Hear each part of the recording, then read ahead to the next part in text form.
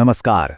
तो आज हम निकल पड़े हैं भारत की जीवन रेखा पवित्र गंगा नदी के पूरे तंत्र को समझने के एक शानदार सफर पर।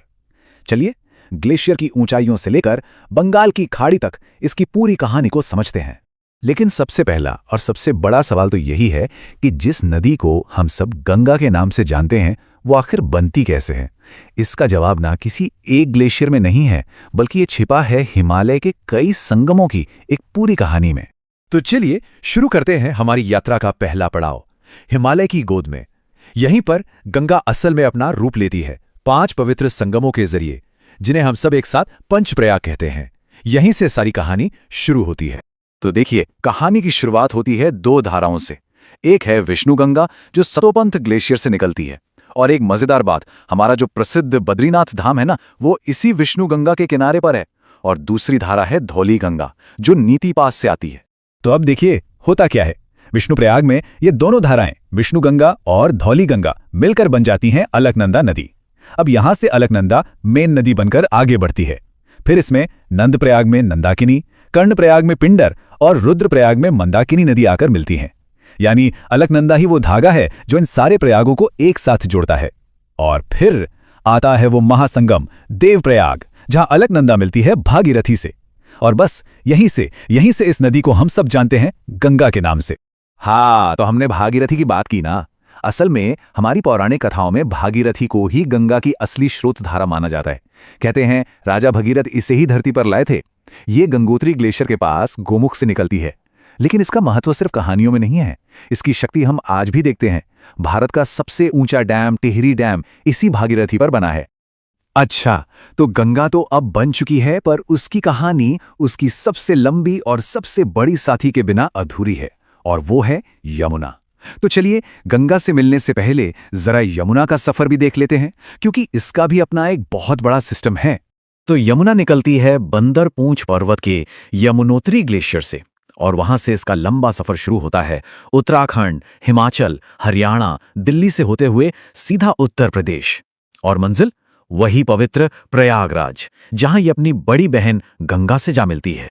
और हाँ, यमुना भी सफर में अकेली नहीं है। देखिए, इसमें मिलती हैं चंबल, बेतवा और केन जैसी बड़ी नदियां जो सब विंध्य की पहाड़ियों से आती हैं। चंबल तो अपने बड़े बड़े डैम्स के लिए फेमस है, और बेतवा, अरे वाह, उसके किनारे तो भीमबेटका और सांची जैसे वर्ल्ड हेरिटेज साइट्स हैं। ये सब मिलकर यमुना को और भी विशाल बना देती हैं। चलिए अब वापस गंगा पर लौटते हैं। तो प्रयागराज में जब यमुना गंगा से मिलती है ना, तो गंगा एक विराट रूप ले लेती है, और यहां से शुरू होता है इसका सफर उत्तर भारत के बड़े बड़े मैदानों में, जहां इसका कुनबा और भी बड़ा होने वाला है। जरा सोचिए, गंगा पूरब की तरफ बढ़ रही है, कन्नौज में रामगंगा आ मिलती है, थोड़ा आगे गाजीपुर में गोमती, फिर बिहार में एंट्री होती है, छपरा में मिलती है घाघरा नदी, हाँ वही जिसे हम अयोध्या में सरयू कहते हैं, पटना के पास सोन और गंडक जैसी बड़ी नदियां मिलती हैं, और फिर कटिहार में कोसी, और बंगाल में घुसने से ठीक पहले आखिरी बड़ी नदी जो मिलती है वो है महानंदा। और पता है, इन सब नदियों की अपनी अपनी खासियत है। जैसे रामगंगा को ही ले लीजिए, ये बहती है इंडिया के सबसे पुराने नेशनल पार्क जिम कॉर्बेट की ठीक बीच से। कितना कमाल का नजारा होगा, है ना? लेकिन हर नदी की कहानी इतनी सुंदर नहीं होती।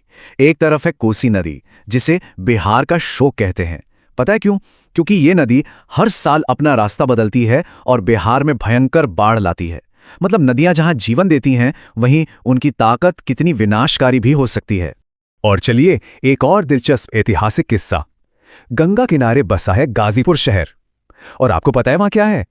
ब्रिटिश भारत के गवर्नर जनरल लॉर्ड कॉर्नवालिस का मकबरा। मतलब गंगा के किनारे सिर्फ हमारी संस्कृति ही नहीं, पूरा का पूरा इतिहास बसा हुआ है। अब बात करते हैं महानंदा नदी की।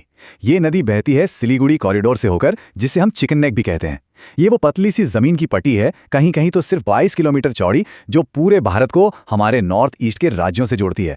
सोचिए कितना ज्यादा जरूरी है ये रास्ता। तो लीजिए, अब हम आ पहुंचे हैं गंगा के सफर के बिल्कुल आखिरी पड़ाव पर। पश्चिम बंगाल में पहुंचने के बाद ये विशाल नदी समंदर से मिलने से ठीक पहले 2 हिस्सों में बढ़ जाती है। ये होता है पश्चिम बंगाल के फरक्का में। एक धारा बन जाती है हुगली, जो दक्षिण की तरफ बहती है। हमारा कोलकाता शहर इसी के किनारे है। और हाँ, इसी में दामोदर नदी भी मिलती है, जिसे बंगाल का शोक कहते थे।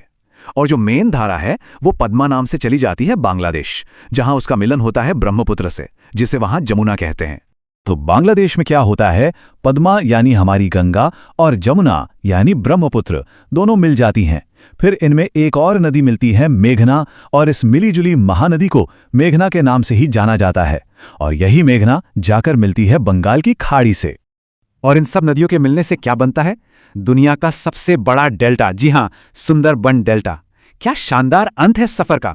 सोचिए, एक छोटे से ग्लेशियर से शुरू होकर इतना विशाल डेल्टा। तो आखिर में एक सवाल तो बनता है, क्या कोई नदी सिर्फ पानी का एक बहाव होती है, या फिर वो एक चलती फिरती जीती जागती सभ्यता होती है जो अपने साथ न जाने कितनी कहानियां, कितना इतिहास और कितनी आस्था लेकर बहती है? इस पर सोचना तो बनता है।